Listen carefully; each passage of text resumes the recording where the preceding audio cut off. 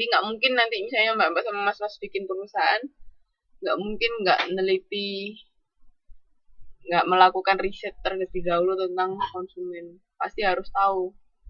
Soalnya kan kalau misalnya kalau di segmenting itu kan kayak dulu saya pernah bilang waktu di pemasaran jasa, kan nggak mungkin satu perusahaan itu bisa memenuhi semua kebutuhan dari semua kalangan, ya kan? Pasti hanya kalangan tertentu yang bisa dipuaskan, kayak misalnya Apple. Dia kan nggak mungkin orang menengah ke bawah bisa membeli Apple, ya nggak? Dia sasarannya orang menengah ke atas, seperti itu. Nah, itu nanti kalau misalnya Mbak Mas sama Mas Mas mau bikin perusahaan smartphone, nah karena misalnya menengah ke atas itu sudah banyak sekali pesaingnya, ambil range menengah ke bawah seperti itu. Nah, itu kan juga termasuk salah satu penelitian pasar kan. Dari penelitian konsumen yang sudah ada, rata-rata pakai apa, puasanya gimana, keluhannya seperti apa, itu kan kayak gitu. Oke. Nah, ini konsumen, men. Konsep-konsep dalam menghadapi konsumen dan pesaing. Ada production konsep, product konsep, selling konsep, social marketing konsep, sama customer konsep. Ada yang tahu apa itu?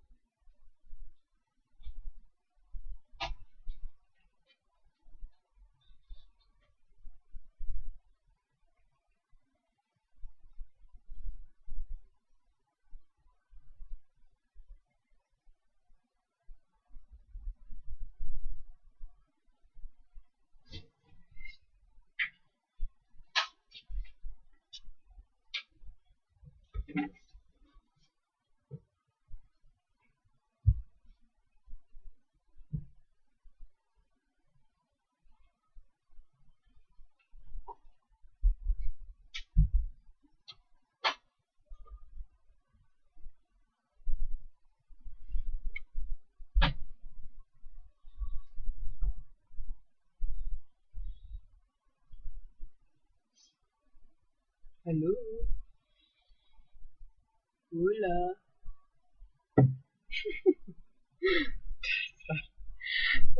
Jawab aja di modul halaman 120. Nanti nih ujian ya gitu. Pertanyaan apa, jawabannya apa. Oke. Ada di modul halaman 1.20.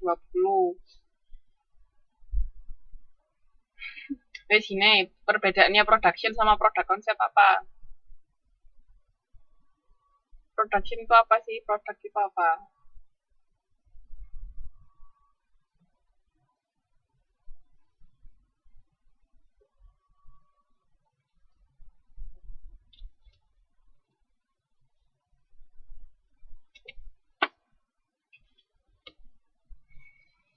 Jadi kalau production itu kan berarti memproduksi sesuatu. Kalau produk berarti ya konsep produknya. Jadi kalau yang production konsep itu dia berasumsi bahwa konsumen itu cuma pengen produk dengan harga murah atau terjangkau lah paling enggak. Makanya dia memproduksi barang secara massal. Oke, itu production konsep. Jadi produksinya secara massal untuk menekan biaya produksi. Jadi tidak peduli selera konsumen apa nggak terlalu memperhatikan selera konsumen. Jadi kayak misalnya apa ya? Kayak Coca-Cola dia itu kan di mana-mana sama. Di mana-mana sama Coca-Cola ya bentuknya ya itu Coca-Cola. Jadi kayak produksi massal Coca-Cola di setiap negara juga sama. Tapi kalau konsep produk itu lebih fokus ke barang-barang yang inovatif sama berkualitas prima. Jadi lebih menekankan pada produknya. Tadi kan kalau productionnya dia lebih menekankan pada saat memproduksi itu. Jadi dia produksi massal.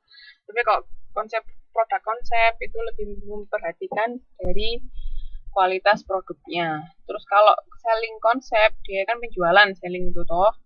Itu asumsi kalau konsumen itu nggak bakalan beli kalau nggak ada promo-promo. Jadi kan ada memang ada juga sih sebenarnya apa tipe konsumen yang dia bakalan beli kalau pas ada promo aja atau diskonan atau apa. Tapi kalau nggak ada promo atau apa, dia biasanya males beli, kecuali untuk misalnya kebutuhan sehari-hari kayak gitu. Dia harus ada promosi terus menerus, ada promo, ada diskon, ada apa pokoknya macam-macam. Itu konsep penjualan. Terus kalau konsep pemasaran berbasis sosial atau social marketing konsep itu berorientasi pada pemenuhan kebutuhan, keinginan, dan kepuasan pelanggan dengan cara lebih efektif dari bersaing, disertai dengan perhatian terhadap komunitas dan lingkungan. Jadi sekarang sudah saatnya semua perusahaan melakukan yang namanya CSR. Tahu semua CSR itu apa? CSR. Ada yang nggak tahu nggak CSR itu apa?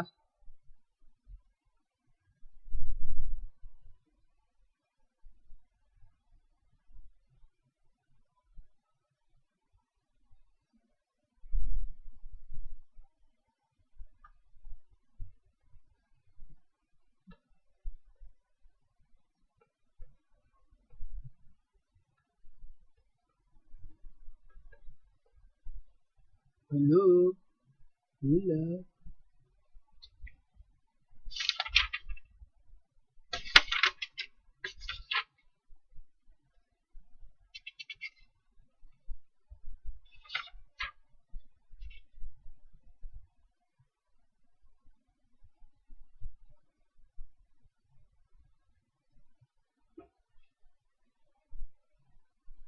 Ih, apa itu Mbak Nurul? Dapat security. Apa kuy?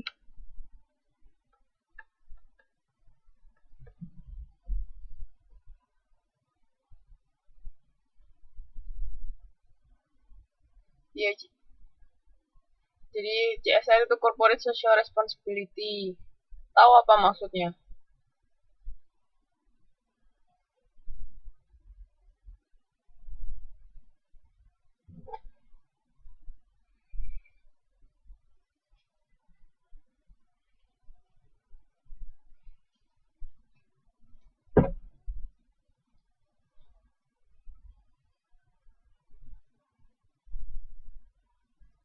Iya, jadi sekarang perusahaan itu juga harus memperhatikan lingkungan sekitar. Jadi kayak misalnya membantu daerah-daerah terpencil atau misalnya yang perusahaan tambang itu kan dia menambah misalnya nabang pohon, nah itu harus ditanam kembali. Nah, semacam itu corporate social responsibility. Di Indonesia sudah ada undang-undangnya, jadi setiap perusahaan harus melakukan yang namanya CSR itu. Sudah ada undang-undangnya, tapi saya lupa undang-undang nomor berapa. Kalau penasaran bisa di googling sendiri. Oke, itu social marketing konsep ya. Nah, kalau customer konsep itu konsep pelanggan. Jadi dia lebih menyesuaikan terhadap selera masing-masing individu biasanya. Lebih diperhatikan. Kalau customer konsep. Paham ya? Jadi ini juga pemahaman perilaku konsumen dapat mengarahkan pada kebijakan publik. Jadi untuk membuat peraturan-peraturan itu bisa. Nah ini menurut Maun, sampai sini mau ditanyakan nggak?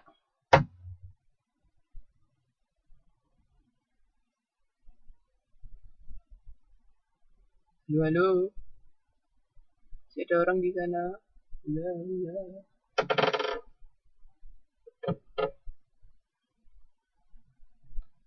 Oke, saya lanjutkan ya kalau nggak ada. Menurut Maun sama Minor tahun 99, itu alasan kenapa kok dilakukan studi perilaku konsumen. Itu menjadi dasar pemasaran. Kayak tadi kan, karena sudah tahu tentang perilaku konsumen, perusahaan bisa bikin bauran pemasaran. Nah itu undang-undangnya CSR. Kalau yang tertarik, monggo silahkan dibaca. Bisa jadi dasar pemasaran. Itu tadi bisa untuk STP juga, bisa untuk marketing mix, terus bisa itu untuk dasar pemasaran. Terus yang kedua itu bisa berperan dalam kebijakan publik, sama bisa membuat seseorang yang menjadi konsumen yang baik, sama menyediakan pengetahuan mengenai perilaku manusia secara keseluruhan. Jadi itu